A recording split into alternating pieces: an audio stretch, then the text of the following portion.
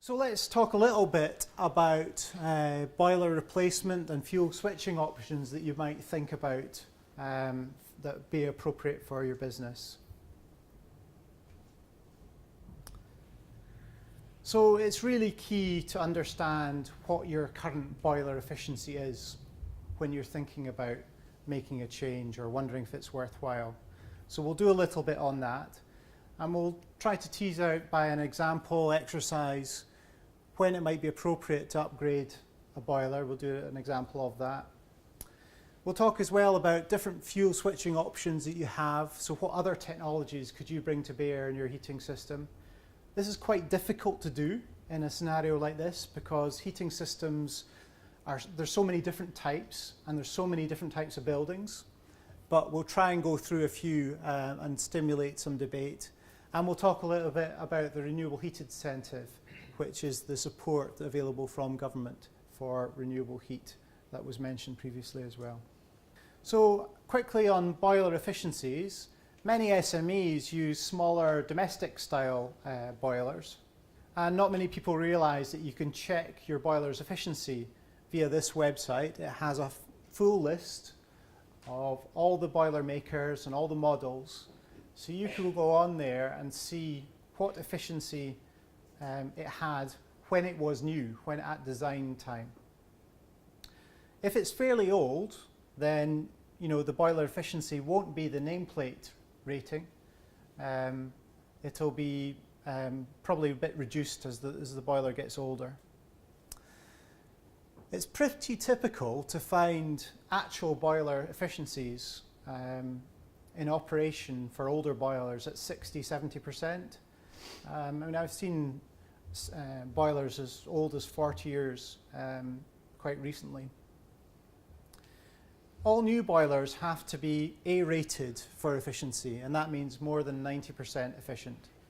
And really any boilers that are pre-1997 are getting a little bit long in the tooth, likely to be less efficient, and you should consider replacing them. So a little bit on condensing boilers, which I'm sure you've heard of, which are the most efficient form of gas boiler that you can get.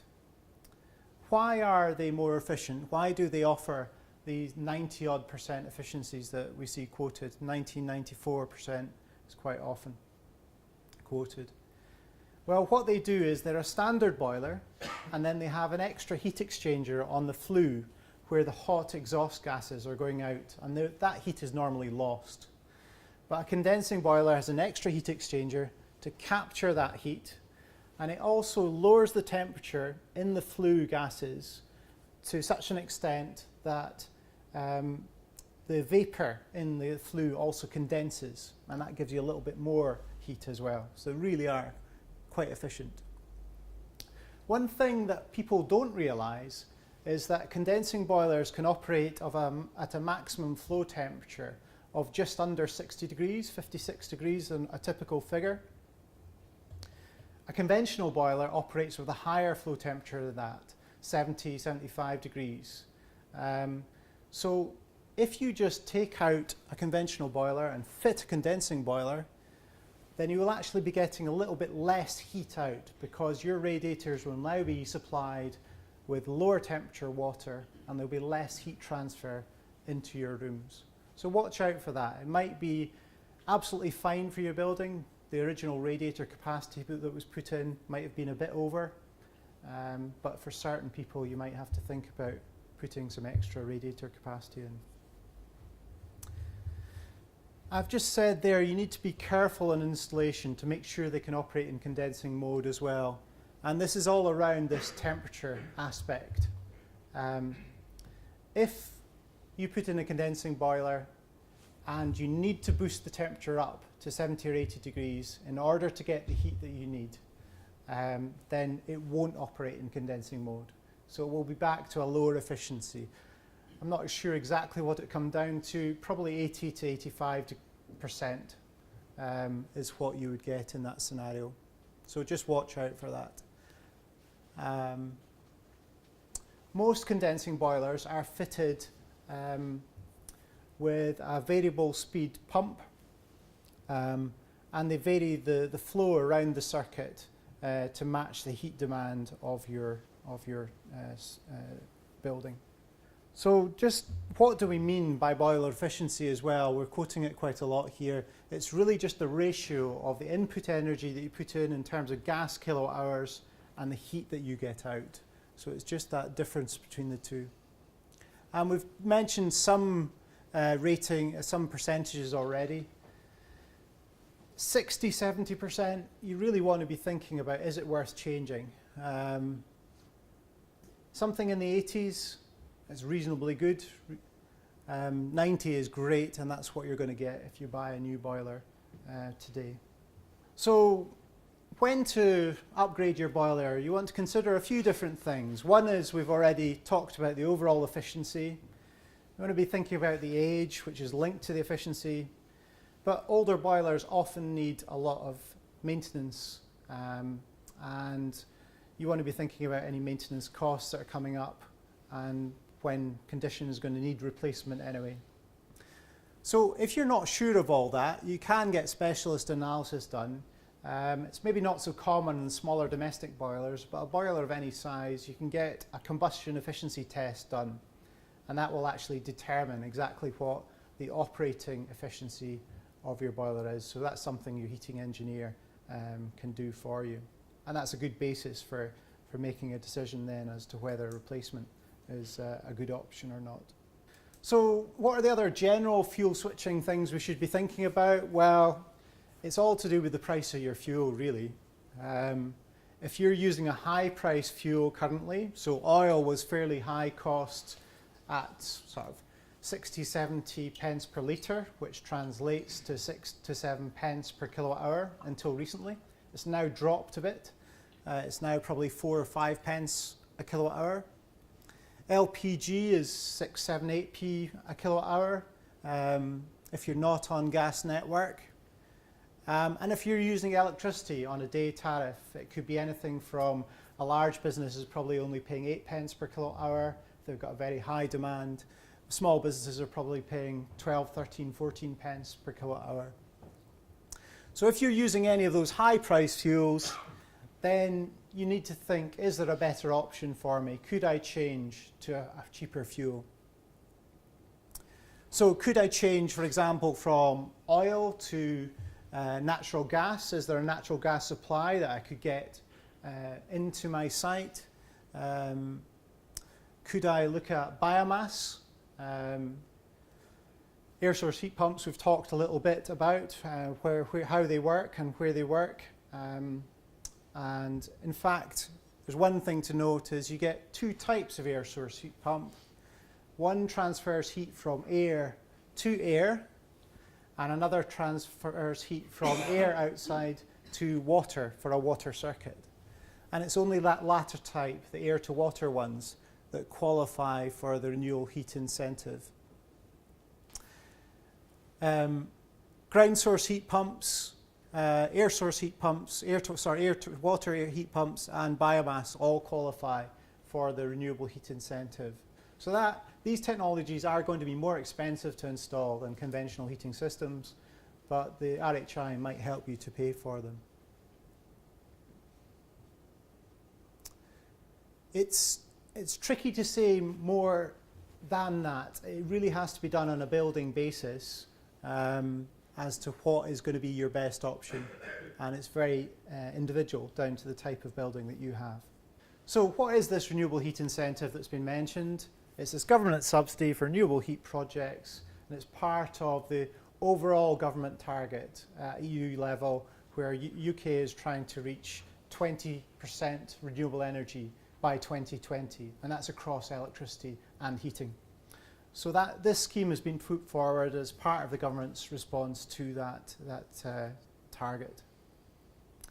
It's paid quarterly to you per kilowatt hour of renewable heat that you produce and use, and it must be used in a building. You're not allowed to heat outside a building for some kind of process or outside need. When you install your renewable heat boiler or project, you then at commissioning stage, secure the rate at which you will be paid for the RHI. There are different bands for different technologies. So you get so many pence per kilowatt hour for biomass, so many pence per kilowatt hour for ground source heat pump. And the aim of the government has been to make all of these technologies even out to be something under a 10-year payback. Once you've got that rate at which you secure your renewable heat incentive, it's then guaranteed for you for 20 years, and you will get paid at that rate, plus small increases for index linking for the next 20 years. We've got a question from the front here. How is it measured? So the question is, how is it measured? How is the renewable heat measured? Well, there is a requirement for you to put in meters, heat meters, to prove what heat you're producing and using. So that's on top of the project as well? So that is included in your project costs. You have to bear that. And you then are responsible for supplying those figures to Ofgem on a quarterly basis, and then they direct bank transfer the money into your account on that basis. One thing to note is that the renewable heat incentive rates are gradually decreasing with time. So I talked about them increasing with time with index linking, but that's once you have the rate. Once you have your project, then you get a rate and it will gradually increase in line with inflation. But just in general, before you've commissioned your project, renewable heat incentives are decreasing every 6 months. So why is government doing this? Well, the idea is that the stimulus of the renewable heat incentive is helping to grow the market for all these technologies, and gradually over time, economies of scale, economies of scale and efficiencies in the marketplace mean that the cost for the kit will come down, and that's why they're reducing the rates. So it's worth considering. It's quite long payback stuff, but if you're willing to bear the long payback stuff, it's an assistance to do a change of your heating system. Let's have a look at an example of one, a quick example. We're going to have a nice example from a real business that's in the room at the moment, but this is one where a hotel has chosen to convert from oil to biomass. Cost of the system was pretty high, £110,000 for this hotel. They got a fuel saving of £5,300. That was because the oil cost at that time was £14,000, and that dropped to £9,000 once they're buying wood pellets. Oil prices probably decreased a little bit since these figures were prepared. And that would give you a payback of 20 years if you didn't have the renewable heat incentive. If we compare that to with the renewable heat incentive, the same numbers, but the RHI, you get 6.8 pence per kilowatt hour subsidy for the first portion of the year, and it drops to a lower rate for the later portion of the year. We won't go into that in detail just now. But that came out to be £11,000 worth of subsidy each year, giving a payback of 6.4 years. So just moving on to some other types of heating option. Right back at the start, we talked about the 3 types of heat that there are: convection, radiant, and conduction. Thank you. Look of panic in my eyes there for a moment. So radiant heat. There's a number of options here that might work for you. Here we're showing some ceiling-based panels with a heating circuit, a wet circuit, which is heating this panel, and that would be mounted at high level. And there's an example here on the right-hand side of some of those being shown. The top one here is an electric radiant heater, and the one in the middle is an industrial scale gas-fired radiant heater. So all these are used to make a hot surface which then radiates the heat down to where you want it. And these are appropriate in some situations, but not others. So the ones on the right-hand side there are quite good for places like car showrooms, where there's a great big glass area. There's a horrendous heat retention in that building. There's so much energy can escape out through the glass, but it's very much part of the business model of those organisations that they need that exposure of their product. And what Radiant does is it doesn't try to heat the whole space. It doesn't try to heat every cubic metre of air in that space. What it is doing is providing radiant heat down to the surfaces below that panel and keeping the people and products warm below that. So because of that, not heating the volume, it can be more efficient in certain situations. So they're good for high bay situations. Where would radiant electric work? Well, I mean, a standard electric fire is a radiant type heater. They're good, again, where we're not trying to heat the whole space. So imagine if this room was only partially occupied and there were only 5 people occupying a desk at this corner. Would it be more effective to switch on the whole heating system to keep the whole volume heated, or could we use radiant heat just to heat the portion which is occupied? And the gas industrial ones are the industrial version of that. You see them quite often. It doesn't always work for the business. For example, say they have product which needs to be, some kind of precision engineering metalwork which needs to be at a specific temperature in order for them to work on it. Then radiant heat would heat the top surface of it. It wouldn't provide any heat to any of the other surfaces of that equipment. So that might not work for them. They might need warm air in order to provide what they needed. But it's well worth having a look at whether radiant could work for you. If you're using electric radiant, you're obviously going back to using a high-priced fuel, so that's working against you. But if you can focus in on just providing heat where it's needed, it still might be a good option. And just a quick mention on underfloor heating as well. We already talked about heat pumps being good at providing heat efficiently and being more efficient if they have to do a small temperature increase. So they're often linked to underfloor. And the point of underfloor heating is that the water circulating there is at really low temperature. It's usually 35 degrees-ish. And what that means is that you get slow, steady release of heat into the room. And where this works really well is in spaces that are fairly regularly occupied. They're not good at switching on and off fast. They're great at providing a slow, steady release of heat into the room.